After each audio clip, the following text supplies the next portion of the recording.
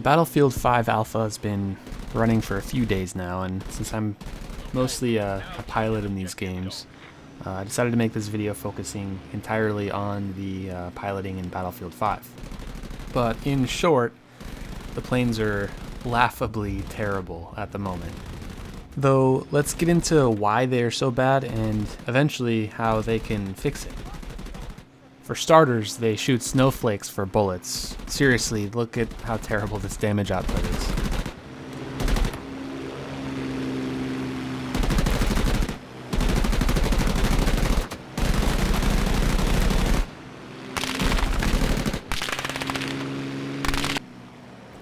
Next, the planes maneuver at the pace of a thick layer of tar making its way up a hill.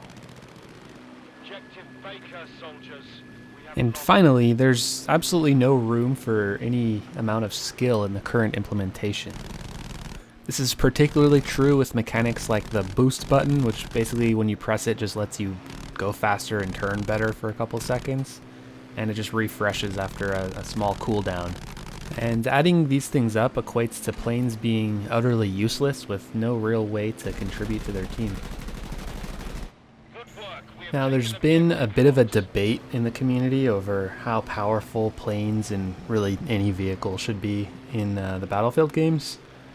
And my view on it is that they should be very useful in the hands of a skilled player.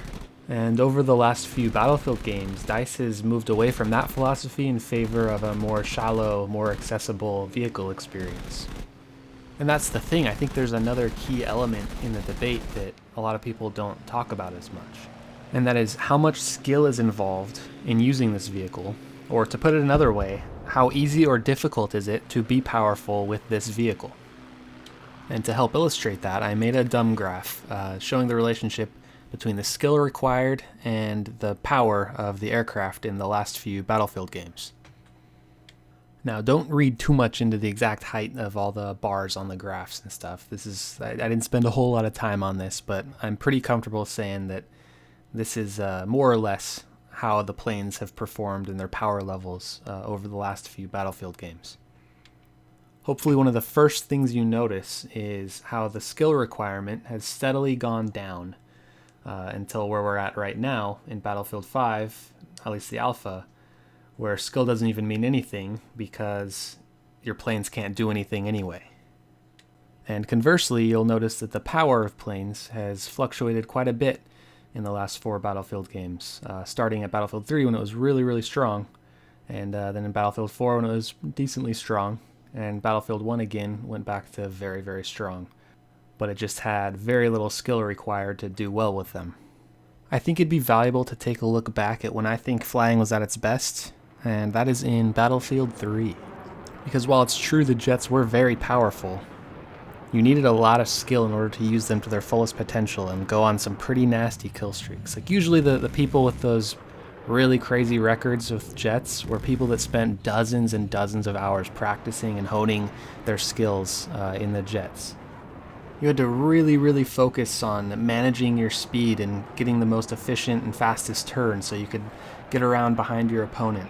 And believe me, it was tough to manage your speed in that game. Or say you're in a tough turn fight with another really good pilot, you could pop an ECM jammer that would take you off the enemy's radar for like 5 seconds, so then the second they pass you, then you go like in a random direction and try to get around on your enemy when he doesn't know where you are.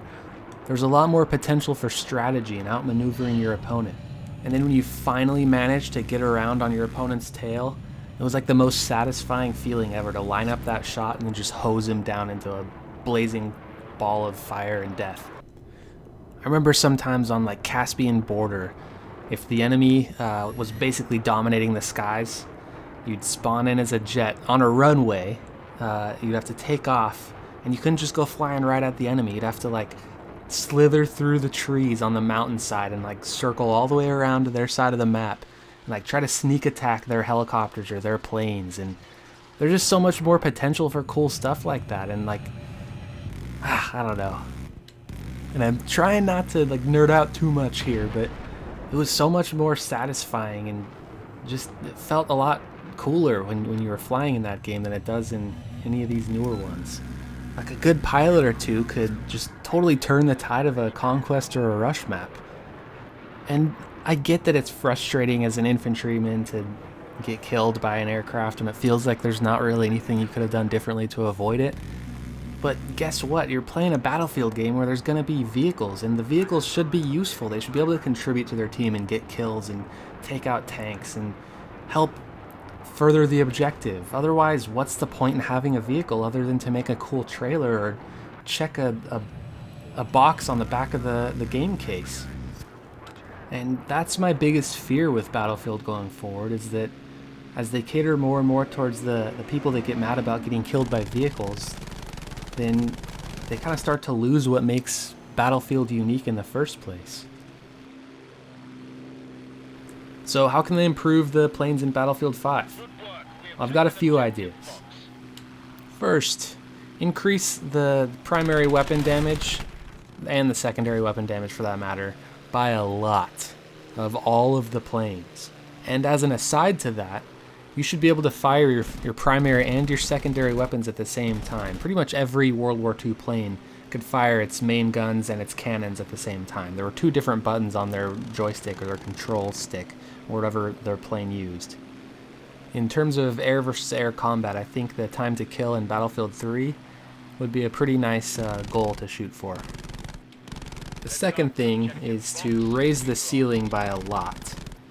As it is, there really isn't a whole lot of vertical room to maneuver around. It seems like the developers really want us to be circling in the horizontal plane, and I think that's kind of a mistake. It doesn't add much variation in terms of the maneuvers you can pull off on your enemy.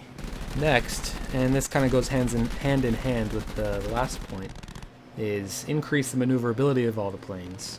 Specifically the fighters. The fighters should be able to turn circles around the bombers and stuff. They could even take it as far as introducing energy mechanics into the aerial combat. And it doesn't have to be like a super complex version. It could be about like as basic and stereotypical as it gets, which is basically, if you don't know what energy fighting is, it's basically you climb, so you go up and you lose energy, and you go down and you gain energy.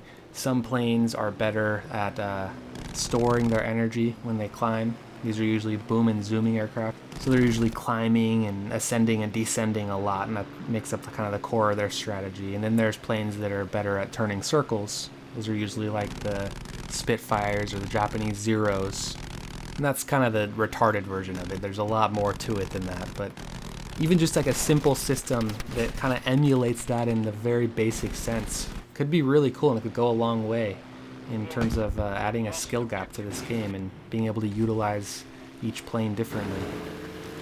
Next is something that was actually in Battlefield 1 that I really liked, and that was points on the map that planes could actually capture. So they were big enough so planes could fly around and capture the whole point for their team. This allows them to, again, be more useful and directly contribute to helping their team win the match. Now, what if you're a little bit worried that planes are going to become a little bit too powerful again, and you're not quite convinced that they're actually pretty much fine in Battlefield 3? Well, I have an idea for you guys too, and that is to make the plane spawn only as a reward for capturing certain points on the map. That way, you as an infantryman can shut down me as a pilot man directly by going and capturing our plane spawn point, which would totally shut us out from any more planes spawning until we capture it again. And that about wraps it up for me. This video went a little bit longer than I originally intended it to be. But I'm hoping that the planes we see on launch are going to be quite a bit different than the ones we're seeing in this current alpha.